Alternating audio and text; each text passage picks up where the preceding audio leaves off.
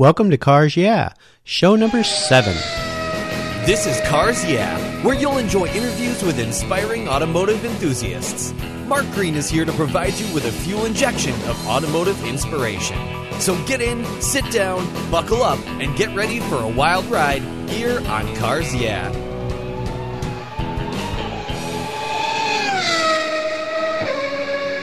All right, automotive enthusiasts, I am extremely excited to introduce my special guest today, Sam Memmolo. Sam, are you buckled up and ready for a fun ride? I'm ready to go, Mark. All right, here we go. Sam has spent the last 45 plus years as an automotive professional and has over 25 years of continuous radio broadcasting under his belt. The last 20 plus years, Sam has been an executive producer and co-host on numerous television shows. He also has over 18 years as an associate editor and automotive writer. He's been a television personality on numerous automotive TV shows, including Two Guys Garage, Crank and Chrome, and Shade Tree Mechanic. As if all that wasn't enough, Sam produces the Sam's Garage website. He's the associate editor for Dodge Turbo Diesel Register, the host of Sam's Garage, a live nationally syndicated radio show that's been on the air for over 12 years. He's an ASE certified master auto technician and a member of SAE.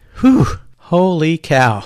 Well, Sam, I've told the listeners a little about you, so take a moment and share a little more about you, your business, and your passion for automobiles. Well, I have been around a long time, Mark, and it goes back to I grew up in Boston, Massachusetts, in a section of Boston called East Boston, which was an Italian ethnic section. And in Boston, the north end of Boston has always been considered Little Italy and the real Italian ethnic section. But realistically, across the water, through the tube, if you're familiar with Boston, you go through the tunnel or over the bridge to get there.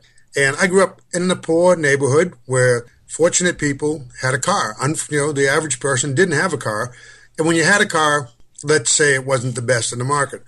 My dad was a jack of all trades, pretty fair mechanic, and we had, he was a Buick guy.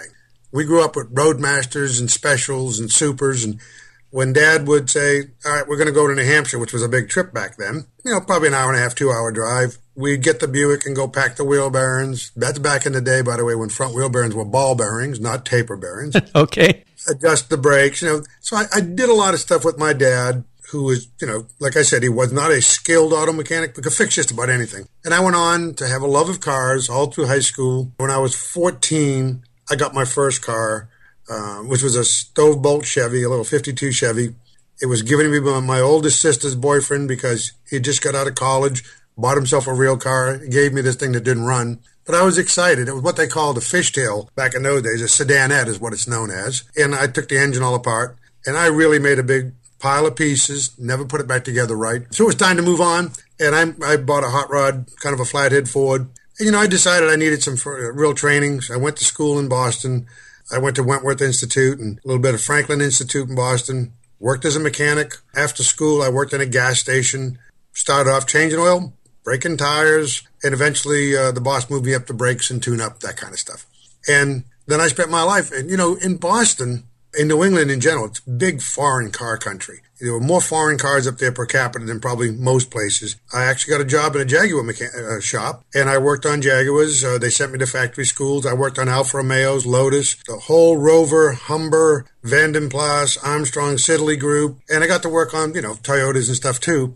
I actually worked in a dealership that had Toyotas back in 1966. Oh, goodness. That's ways back. Yes. Yes. But anyway, I love foreign cars. I did Aston Martins and the early ones like the DB4s, DB5s, and did some Maseratis. I restored a Mistral coupe. I've gone, along with my career, independent shops, dealerships, had my own shop. Did a little racing for a while.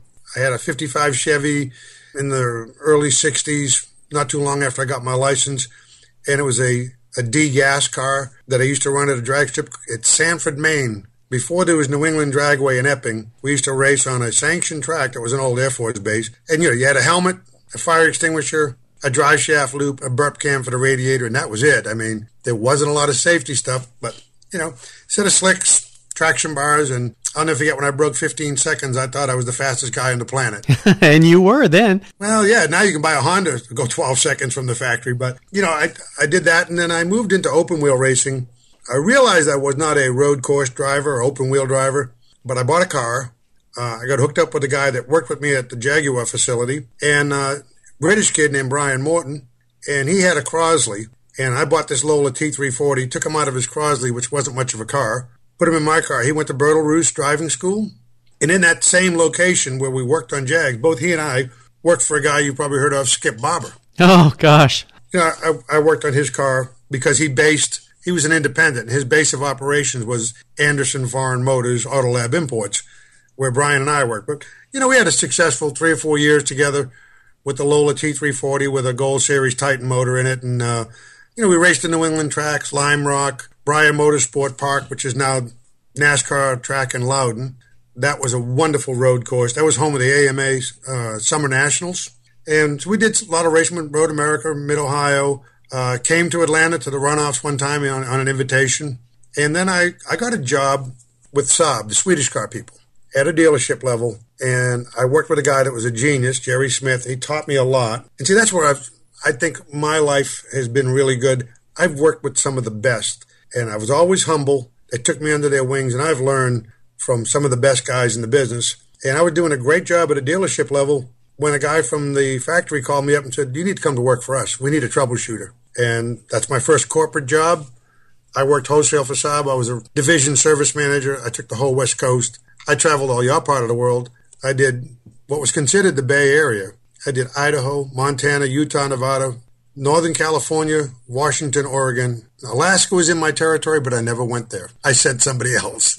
Well, Alaska's a great place. I hired a guy out of Virginia named Phil Kuzik, good technician. He went up there and I lost him. Because you understand, back in those days, there were no fax. There were no cell phones. There weren't even pagers back then. And when I worked for Saab, we used what was called a telex. He would go off into the woods, and I'd lose him for months at a time, and then I'd get a phone call. He loved Alaska, found a girl, married, and stayed in Alaska, never came back. Good for him. Yeah, exactly. So that's been my automotive career, and then, I've owned my own independent shop, and back in 1988, January of 88, I got a call from a local radio station here in Atlanta, a big station, WGST, which was part of J-Corps Broadcasting at the time, eventually became Clear Channel, asked me to do a consumer call-in car show. I had no aspirations, by the way, that broadcasting, whether it be radio or TV, was the furthest thing from my mind. I love cars. I got up every day and fixed cars, and that was my life. So anyway, I went to this little radio station, not little, but they were a 50,000-watt daytimer here in Atlanta, and, I started doing that show, and that was 25 years ago. Never looked back. Now, 20 years ago, I started my own syndicated show, Sam's Garage, which is still on today. November will be 20 years. Congratulations. Thank you. I appreciate it. And, we own the production company. We have our own little network. Myself and a couple of guys that are the radio geniuses behind the scenes, know how to push all the buttons. When I had my shop and I was doing radio, it was working out pretty good. Back in about 1991, 92, I got a phone call out of the blue one day from a talent agency of all things, and they said a guy wanted to talk to me. And I went over and spoke with him, not having a clue what this was all about. And he propositioned me with a TV show. And I said, look, I have full-time shop. I got 6,000 square feet, 6 employees. It's a busy shop. I'm really good at what I do, except for managing. I'm not a good delegator. So when I'm there, the place rocks and rolls. When I leave, the place falls apart. So if the idea of being out of the shop for 6, 7, 8 days a month, that you only open 23 days a month, that was just not my cup of tea. But anyway, this guy was a good salesman, and he signed me up. And it turns out that on the other end was Dave Bowman. Oh, my goodness. Yeah, and this is what it was all about. Dave Bowman, I would love to take credit, by the way, for inventing Shade Tree Mechanic, because it took a long time, about 3 years before we got a dot on the map. But it became hugely successful. It was almost a cult-like following, and for good reason. We had the best production company on the planet, Cinetel Productions. The show was very informative, very instructional. The business has changed a lot, so you won't ever duplicate that again. We were in the right place at the right time. This was Dave's brainchild. He knew that America was right for a really good how-to car show, kind of on the idea of This Old House with Bob Vila, except cars. Mm-hmm. And so I met Dave. We actually got picked up at an airport in Knoxville, Tennessee one night, driven by a PA, a production assistant, to our hotel, said goodnight to each other, get up the next morning, had breakfast, And within 2 hours, we were in uniform shooting our first TV show. Oh, and I just had Dave on the show a couple days ago, so he shared some of this story as well. So pretty amazing that you guys came together, and then all of a sudden, after breakfast, you're in business together. And that was how many years ago? 1992, so you can do the math, 22 years. Oh, my gosh. Wow. Yeah, and, Dave's career and my career pretty much paralleled each other with one exception. He was more racer-oriented, you know all about his IndyCar stuff and so on. And I tell you, I know a lot of people in the racing business, but there is nobody that is more of an encyclopedia of racing than Dave Bowman. That guy never ceases to amaze me with, names of the third place winner 42 years ago, what his crew chief's wife's name was. Dave knows it all. He's the Google of racing. Yeah, he's a great guy. He really is. He is. Obviously, a relationship now, we have spent more time together than probably we've spent with our wives in 22 years. Well, when you're working on the road, that's true. Yeah. Well, wonderful. Amazing stories and so much fun. And I'm so fortunate to know both you guys. And I've spent some time with you guys working on some shows. And it's just, you guys are so much fun. And I can really tell after all those years, you guys are still such good buddies. And you get along so well. And you just kind of know what each other is going to do. Yeah. Dave and I, like I said, our chemistry worked. We just clicked. And we appreciate each other. We lean on each other's strengths and help each other out with our weaknesses. We just make a great team. And it's sort of like, a guy that's a comic and he has a straight man. Well, Dave is like the lead and does all the talking. And I'm the straight guy that, I always tell people when they say, what's your role on TV? I said, I go behind the horse with the shovel. I'm sure Dave's laughing right now when he hears that. That's wonderful. This part of the show, I always like to talk a little bit actually about your journey and start it with a success quote. And I wonder if you could share with our listeners a success quote that's meant something in your life. And in addition to that, how did you take that and incorporate it into your business, your life? Being an auto mechanic, and by the way, I taught for 10 years. I worked for an equipment company where I got to teach technicians mostly scope analysis, waveform analysis, bore gas analysis, that kind of stuff. Everybody's heard this quote before, but a guy said to me one day, it doesn't really matter what you do, as long as you're the best at it, even if you're just shining shoes, you're successful if you like what you do. If you look at jobs and you see ratings of the esteem a particular job has, auto mechanics were never held in the highest of esteem. And we've been referred to as grease monkeys. Now, a lot of that perception has changed because of new cars. I mean, these guys that really, the real deal, that can fix a new car, they're scientists. I mean, they're not only electronically strong, computer strong. I mean, if you go into a service bay today, they're plugging into your onboard computers, which is hooked to like 35 different modules. They're using wireless technology with a laptop in the bay. This is not some guy slapping grease on a ball joint. So I took that to heart. And I said, I really like what I do. Yeah, it's dirty. I just said, I'm going to be the best I can and always try to bring up the image of auto mechanics. I was good at what I did. I know several people that were good at what they do, and I worked with. For example, Skip Barber's mechanic was a guy named Terry Secker. He was very smart. He was the FIA Mechanic of the Year 2 years in a row internationally. That's a big honor. They don't just throw that around. And you know the politics involved in that stuff. When I taught, the first thing I started in my class was, don't come to class with grease up the armpits. There's no need to do that. Tuck your shirt in. Don't wear a hat backwards if you're going to wear a hat at all. Because I would tell these auto mechanics, and these are guys, I did ASE training and stuff, if you're going to have a better job and you want people to respect you, the only one that can bring the mechanic, the auto mechanics or auto technicians, whatever you want to call them, up in the public stature is they do it themselves. Mm-hmm. Of course, now, we don't have $3,000 cars anymore. Cars are $60,000, $80,000. And some guy drives in and he's got, let's say, a new Lexus GS 460, pearl outside, got a tan interior. If a guy's got grease on his shoes and his pants, he's not letting him climb in that car. So you know how it is. You know about real high-dollar cars. You're an expert in your own right with that stuff. For an example, at the Jag dealership, I worked on a car that was owned by a British Royal Marine, one of the first Harrier pilots ever. His name was Terry Dewey. He had an E-Type, 4.2 E-Type. He wore booties when he drove his car. When he would bring it in for service, he would come over to my bay. I would sit on the car in the seat my feet up, pull off my work boots. He gave me a set of strap-on booties so I could get in his car and drive it for the road test. Wonderful. That's great. Sam, I wondered if you'd share with us a story that really instigated your passion for cars, maybe a pivotal moment that made you an automotive enthusiast, that moment in your life when you realized, I'm a car guy. Well, like I said, growing up in a poor neighborhood where a lot of people didn't have cars, and some of the cars were pretty ragged, I don't know, I just kind of liked cars. And I had an uncle who was married to my mother's sister. His name was John Polino, but he worked for a company called Life Bread, which was a New England company. The bakery was called Hathaway Bakeries. Everybody knew he was a door-to-door, delivery guy, delivered bread off one of those bread trucks. They called him Johnny Life. He was so well known. Johnny Life. Johnny Life, because he brought in Life Bread. Oh. That's back when bread was in wax paper, and it had a big cloud on the side, and it just says Life Bread by Hathaway Bakers. Well, Hathaway Bakers had some union problems, and they decided the old man was getting old, so they closed the bakery. So my uncle went to Sunbeam Bread, who was not in New England at the time, and said, if you'll treat me right, I'll put you, he already had the distribution.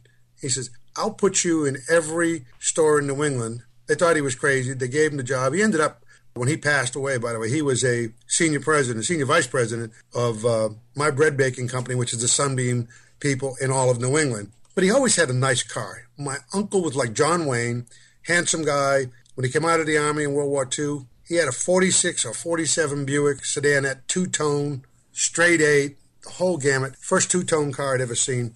I rode in that car and said, this is what I want to do. I want to have a nice car. And the only way I'm going to get it is to either work on cars and make some money, or build it myself. And I got motivated to stop taking cars apart and putting them together. That was it. That was the moment. That's wonderful. Could you share with us and share with our listeners a big challenge that you faced, whether it be in business or maybe a specific automotive project that really pushed you past your breaking point? Our listeners like to hear about failures because they really want to hear more about how you overcame that situation and how you came out of it. We don't have enough time to list my failures. Well, maybe just one you could share with us that really sticks in your mind, but it was something that you were about ready to just throw in the towel, but then you found a way to come out of it, and what that was. Those kinds of inspirational stories really do a lot for people. Most of the time, just like in life, the decisions you make will pretty much stay with you. If you make a bad decision, you're going to get in trouble. And we all make good decisions. We all make bad decisions. I built a really expensive high-performance engine for myself for a show truck one time with the best of everything. And, it was one of these things. I was taking my time, trying not to be rushed. But, you get bothered by phone calls and interruptions. I had the engine upside down on the stand, pretty much ready to go. I was getting ready to put the oil pump in, and I put the oil pump bolt in to hold it in. It was a Chevrolet motor, and I got distracted. I think it was a phone call, if I remember it, many years ago. Doesn't matter. I came back, and where was I? So I got the oil pump in. Time for the oil pan. So I put the gasket and put the pan on, torqued it down. Got this engine all set to go on a test stand. And luckily, I had not put it in the vehicle yet, because the vehicle had a lot of polish, a lot of chrome, wonderful paint. I don't like those spin oilers. I use an air over hydraulic oiler.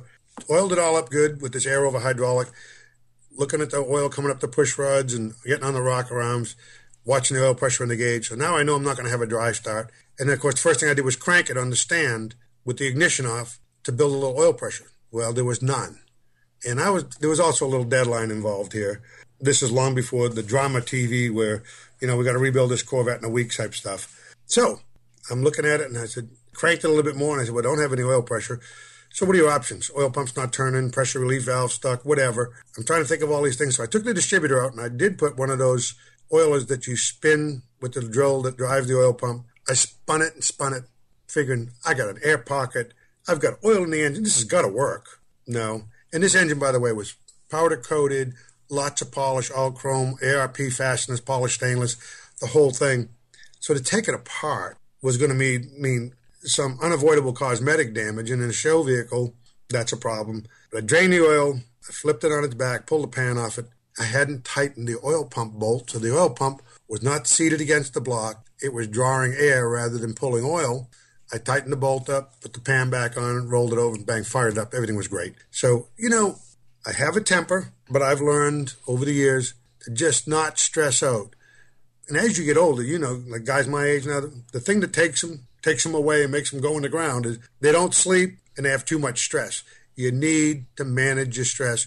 And I've learned over the years that as long as you're having fun, nothing else matters. That's absolutely right. That's what we're trying to do on this show, is have some fun and obviously be inspired by people like you. So thanks for sharing that. I have a feeling as this show progresses, I'm going to hear a lot of those engine stories. In fact, I interviewed Jonathan Ward yesterday of Icon, exact similar type story with a car that he had an issue with a distributor, thought this other distributor would work, put it on the car, took it out, and kablam, blew up the motor. So I think that's a common thing. And I believe he said something about stress too. So that's great advice. Sam, let's shift gears and go to the other end of the spectrum and share a story when you had one of those aha moments in your business, your career, and the steps that you took to turn that aha moment into a viable business or project. Well, one of the things that, like I told you, I went to work for a company that's now defunct because that whole market went away, and through acquisition, the company disappeared. But it was called Allen Test Products, very well known and very successful. They made automotive diagnostic test equipment. Now, everybody knows Sun Electric out of Crystal Lake. They were big in the schools and the military. Sun had a tremendous sales force, and they were well known. They had pretty nice equipment, but the Allen equipment was cutting edge and could walk all over it. Never had a real sales force or anyone to head the company until a guy named Ed Cohen came along, who was the president of Allen. He was a real visionary, a hard charger, tough as nails, but fair. And he hired me to do some technical training. And one of the things that we did at Allen Test Products, we had the whole program, because we were going into everyday garages, not only dealership level, but independents. And let's say this was in, the mid-'80s. I started with them about 1981, I guess, 82. We're talking about a piece of equipment at that time that cost $25,000, which is more than some people's houses back then, particularly in rural areas. And we would sell them this piece. The salesman would sell this piece of equipment. We had a captive lease company, so you went and it's sort of like buying a motorhome today. It's only $700 a month. You never know that the thing cost $30,000, $700 a month. And the guy would buy it, and of course, at the end of the lease for $1, he purchased it. But Allen had a good piece of equipment, but they also had the best first-party technical support, not only in repairing the machines and servicing them, but in technical training, and that was my department. So one of the things I did was I would have classes 4 nights a week, some weekends. I'd have 25, 30 guys in a class at a time. And my goal was to do something to make sure that they were able to make their lease payments. And the way they could make lease payments is if we had a marketing plan that was a very legitimate, no baloney marketing plan that was simple, very simple. And let's say back in the day, to hook up and do a complete analysis on a vehicle the price was $39.95, okay, less than $40.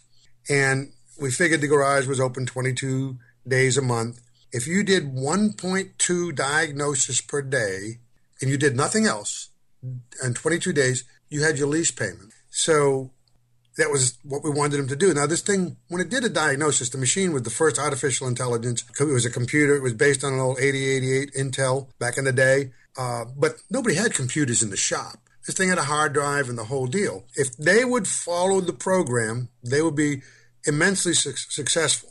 With that being said, these guys didn't use it like they were trained. They used it when they couldn't fix the car, last resort, drag the machine out of the corner, hook it up, and try to make it work. It'll never pay for itself that way or make you any money. So, I would teach. Follow what I say, do what I say.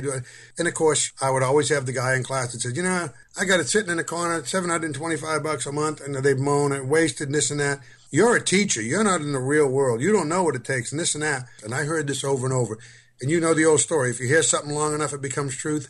I just kept fighting the battle. When I opened my own shop, I had a pretty good reputation being a technical troubleshooter in the field. Sun Electric came to me and said, their top-of-the-line machine was called the Interrogator. It even talked to you. $30,000 box. They said, we'll put one in here for free if you'll allow us to use you in advertising. So I'm opening up a shop. I'm, leasing this building, building it out. We're spending a ton of money. I said to my wife, here's our options. I can get a Sun $30,000 analyzer for free. It'll be a demo. They'll rotate it out every 60 to 90 days. All I have to do is let them use my name that I'm using the equipment. Or what I really want to do is have an Allen diagnostic equipment that's called the Smart Engine Analyzer, the SEA, because I know it works, and I know it's far superior. She goes, well, what's stopping you from getting the Allen? I said, the bums at Allen won't give me a break. They would not give me a discount. I had to spend $30,000. So we're opening a business, spending a lot of money, and I can have brand A for free, brand B for $30,000, you know. It's a very hard decision. And my wife said, you got to go with your gut. She's very supportive. And I said, I know what I have to do. I think that's astute. Yeah, go with your gut. And I've heard that over and over again. So, hey, Sam, is there a car that you've had in your past that you really have some seller's remorse over that you wish you hadn't let it go? Oh, of course. We all have. Well, if you only had to pick one, can you think of one that really tugs on your heartstrings? Yes, I had a 37 Ford 5-window coupe, black, flathead, 60 horse, 3-speed on the floor. A wonderful car. In New England, especially in the fall days, the windshield rolled out at the bottom. It actually had a locking steering column, had a little tab on the side of the column where you put the key in. Sweetest little car, drum brake car, didn't even have seal beams. Even today, I think the 37 Ford Coupe is the prettiest car that Ford ever built. And in black, it's just a gorgeous little car. It was well balanced, easy to work on, fun to drive, and I made a hot rod out of it. I put an Oldsmobile engine in it, and which kept eating up the transmission, so you had to put Zephyr gears in it, and I mean, just on and on and on. And then I had created a monster that couldn't idle, couldn't go slow in, had drum brakes, you couldn't stop it, you know, old bias ply tires, so just horrible. And so I had a rocket ship, was dangerous to drive. But I wish I had that car back in its flathead. I would drive it today like that. That's great. Sounds wonderful. Would you share with our listeners a project that you're working on right now that really has you excited and fired up? Well, you know, in the business I have, between doing radio and television, and I guess this is one big excuse, but I travel a lot. I'm not home a lot. And I have a lot of stuff to maintain here at house. And I'm between two houses. I'm building a new shop. I have a 38 GMC long bed pickup truck, which is a pro street truck. You know, it's got the 18.5-inch wide Hoosiers on the back, a narrowed 1971 XKE rear end, which was really a nice rear end back then. That's a Dana with the coarse splines. It's a nice rear end. You know, it's got a 355 Chevy motor in it, turbo 350 trans, custom-made chassis, independent front suspension, disc brakes all the way around. Nice truck. I bought this truck. It was an old hot rod built by a guy that was a machinist. He paid someone to do paint and body. It was actually a pretty nice little truck, but it had been done for a long time, and it really needed some freshening up. I bought the truck right, and then I proceeded to have a little wreck with it. Oh, no. Another one of those little mistakes that we don't want to talk about. Okay, we'll just leave it at that. Well, I started working on it, and I took it off the frame. It's sitting on a rotisserie now. I'm teaching myself paint and body. I've welded up the seams and straightened it all out. It's getting pretty close to paint, and that truck will be real. It's got a 4.5-inch chop. It's fun to drive. You know, it's got air, heat, tilt, stereo, the whole thing. So I'm excited about getting that back together. Oh, I can't wait to see that. And you talked about your new shop a little bit. I've been following pictures you've been posting on Facebook. That looks like it'll be great. So when I can get to Atlanta one day, I want to come and can see you there. Well, I'd love to have you. I'd love to show you around. And yeah, that's been a good experience. I lucked out with the people that built it. They were wonderful. It's in a nice part of the world, and that's where I'm going to eventually retire to. I got a nice little 4-acre place, got a small house on it, got a 600-square-foot log cabin as a guest home on the same property, a running stream. It's loaded with deer and fox and turkey, so we can hunt from the back porch. Well, it sounds like fun. I'll make sure I set a date to come and visit you when you get that all done. We're coming into one of my favorite parts of the show. I call it the last lap, and this is where I fire off a series of questions, and you give our listeners some quick blip of the throttle answers. So are you ready? Yep. Okay, here we go. What is the best automotive advice you've ever received? That's really tough. Best automotive advice I've ever received. You know, the best advice I've gotten is that when it comes to, and you know, my thing is obviously is hot rods and even classic cars, but the best advice I've gotten is you can buy one a lot cheaper than you can build one, and that's true. Okay, that's a perfect answer. Would you share one of your personal habits that you believe contributes to your success? Yeah, my mother always told me it only takes this much, just a little bit, to be nice and put a smile on somebody's day. I go out of my way all the time, and I've learned that this rewards me dramatically, comes back to me all the time. I treat people right. I treat all people with respect. You know, I just try to if I see somebody not having a good day, I try to make them smile. Well, that's tremendous. And don't moms have all those great words of wisdom for us as we grow up? And if you can grab onto those and use them throughout your life, they're usually pretty darn good. So thanks to all the moms out there.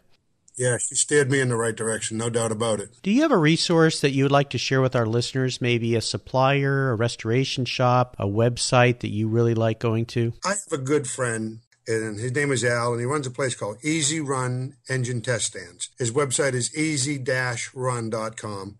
It's a wonderful product, best in the business, made in America by Americans. He's a Vietnam vet. It's a wonderful product. And like I said, on that engine I was building, on a stand, you run the engine. You know what a test stand is. You run it, and that way you know you got no leaks, no bangs, no nothing. And when you dial it all in, break in the cams, set it all up, because you can run it for hours. It has a great cooling system, the whole thing. And if you want to see a good video of me, an enactment, I actually had a big block Cadillac to do for a guy. So that video, maybe in an edited form, is on his website, Easy Run Engine Test Stand. If you're a club, if you're a shop that builds engines and puts them in cars, for God's sakes, run it first. You can take it off the Easy Run stand, put it in the car, hook up the wires, and drive it to Chicago. You know, there's a lot of good young builders in this hot rod custom car business. You know, and I don't want to offend anybody by leaving them out, but I'm really a fan of old Buicks and Cadillacs. And Chris Bryan, out of 96, South Carolina is the name of the town, 96. He built the Fat Caddy, he built the Root Beer Float, and he's now building one for his lovely wife, Lori. They have a very, very interesting house they just built that all I can tell you is if you drove up to it, you'd pull up beside it and order a hamburger. Oh, wonderful. Drive-in diner house. It is gorgeous. And then there's a young man I met 3-4 years ago, 5 years ago at the F100 Super Nationals, which I host up in Pigeon Forge, Tennessee, which is an all-Ford show, as you could tell by its name. But it's just, this kid is just unbelievable. It's Steve's Auto Restoration. He's up by Utica, Syracuse, upstate New York. And he debuted a truck. He's a young man. When I say young, scary young. This truck was powered by natural gas. It was a hot rod, like an F100, like a 1954, 55. I forget exactly. The truck was outstanding. It had, suicide doors, tilt bed. What was really interesting is that most of the truck was covered with real sheets of copper. Oh, my gosh. Yes. In fact, I believe this truck was in Ford's display at SEMA, but he's up there in upstate New York, nice kid. He just 2 years ago built a new shop. He's invited me up. He displays at the Syracuse Nationals. He's a really nice kid, wholesome as can be. And he started off doing body work in his mother's garage when he was in high school. She didn't discourage him. And now he's probably, one of the top builders in the country and just a great guy. Super. Well, we'll make sure, listeners, that we'll post those up at carsyeah.com, and you can read the show notes on the website. Just type in the search bar Sam Memmolo, and you'll find those there. Sam, is there a book that you've read recently that you'd like to share with our listeners? I do a lot of driving. I like books on tape. Oh, yeah. Audiobooks are wonderful. Yeah. So I had a book. This book's, this was written a while back, but it's by an author. His name was Cook. The book is called Toxin, Toxin. It's a novel based on fact. Robin Cook, by the way, who, interestingly enough, was a medical doctor who turned writer. And the novel Toxin by Robin Cook, it's a long CD. I think it was 8 or 10 discs, probably 10-hour drive. So if you're going cross-country, I promise you, it is the most fascinating, exciting, based on the story of the young man up in the Pacific Northwest that died from E. coli. It covers the gamut from mad cow disease and all. It's an awesome, awesome read or listen to. I personally love to listen to audiobooks. Oh, that's wonderful. Thanks for that reference. And listeners, you can go to audiobooks.com and probably download that book and listen to it and pick a nice trip to go on, get in your favorite ride and take that 10-hour drive, and you won't want to stop to eat. It sounds like what Sam's telling us. So we're coming up at the end of the show here, Sam, to what I call the checkered flag. And this question can sometimes be a challenge for a car guy like you. And to quote a great automotive mark, it can be a real doozy. If you could only have one collector car in your garage, and this is something that you couldn't sell to buy other cars with, you had to keep it, what would it be and why? Well, I have a friend that has what I consider the perfect hot rod. I actually have a picture of it on my cell phone because I was with him just a couple of weeks ago. We put on a little car show for the president of Avis Rent-A-Car, and it's a late 20s Rolls Royce, 4-door sedan. It looks box stock. It's got a big block. It's got air, steering, brakes, discs. It's a wonderful road car. It'll run 120 miles an hour all day long. You could cruise the power tour with it. You could go visit your friends in Seattle if you lived in Boston. It's an awesome car, and I'm partial to those big brass era cars with giant headlights and the big fog lights and the trip lights on the fenders and the big horns and wire wheels. It's just, and this is a limo, by the way, with the jump seats and the tow bar and the polar rope with I guess you'd call it velour interior. It's a cloth interior. Just a gorgeous hot rod. If that was in my garage, I would never consider selling it. I'd probably eat lunch in it. Well, it sounds fantastic. I'd love to see that car someday. A Rolls Royce, that's very interesting. Well, Sam, you've taken us on a great ride today, and I've really enjoyed your stories. I want to thank you for sharing your journey with me and the listeners. If you could give us one parting piece of guidance before you drive off into the sunset, and then let our listeners know what's the best way for them to learn more about you and how to get in touch. And then we'll say goodbye. The best advice I can give is to follow your gut. Do what you want to do. Don't be too busy with a job to not have a life. I'm guilty of that. I traveled so much when my kids were young. I missed some of the things. Luckily, I got that advice from a guy. I nipped that in the bud, and I was able to see almost all of my son's high school football games, my daughter cheerleading, those kinds of things. That's irreplaceable. This is not a dress rehearsal. You don't go back. It's a one-time deal. You're born, you live, and you die. End of the conversation. The deal is that just follow your heart, your gut. Do what you want to do, because when you're doing what you love to do, like me, I'm the luckiest guy in the world. My TV show is working on cars, my radio show is working on cars, and my hobby is working on cars. So the line is always blurred. I'm getting paid to do things that are my hobby, my passion.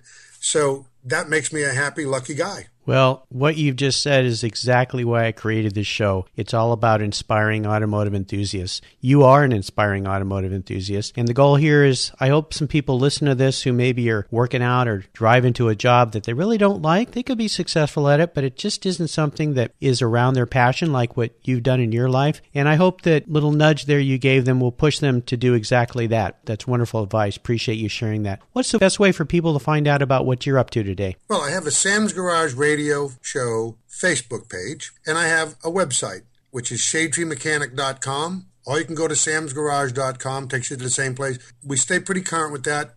That's where my radio shows are listed.